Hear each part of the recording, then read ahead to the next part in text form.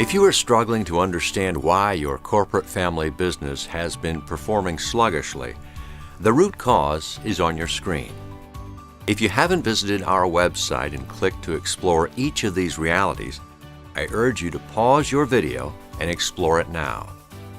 Because like it or not, these 5 harsh realities are changing the course of your business, creating new twists and turns that are slowing down your business momentum.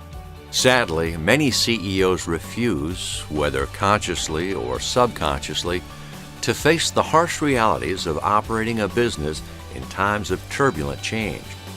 You'll know these CEOs by the stories they tell themselves and their boards. It's a little disruption, they say. We'll be back to normal soon, they say. Things are even worse for our competitors. It's all classic denial. And when you practice denial as a corporate family business CEO, you put your family's legacy and future at risk.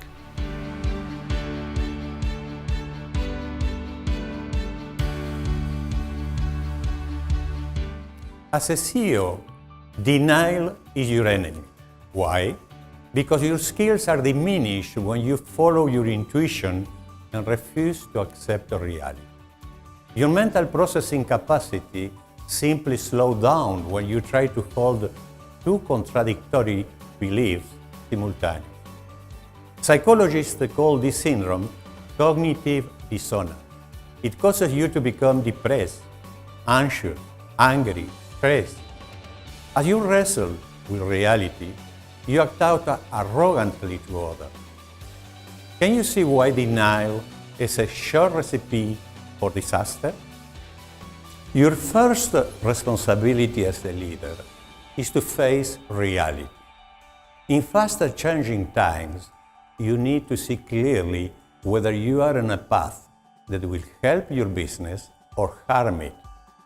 Unfortunately, human nature often gets in the way.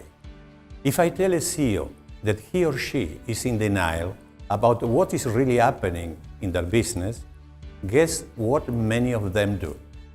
Their first instinct is to deny it. But numbers don't lie. So here is an easy test.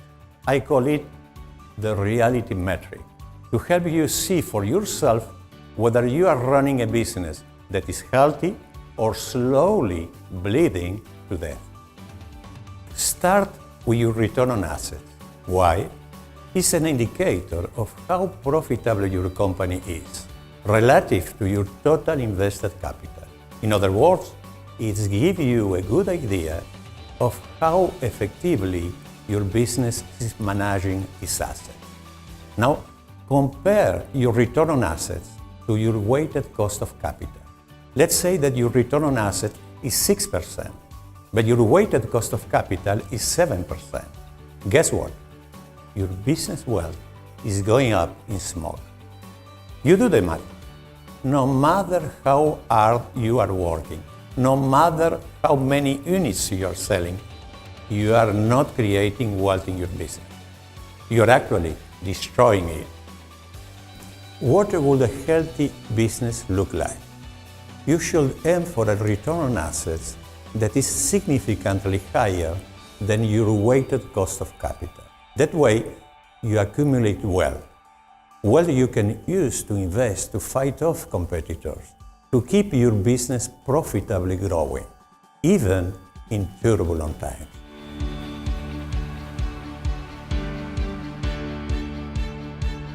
Many CEOs are shocked when they confront the undeniable truth of Carlos's reality metric.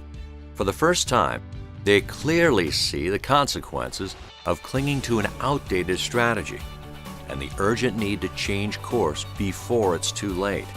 But they also realize a frightening truth. It's one thing to know that you ought to change. It's quite another to know how to change, especially in a turbulent world.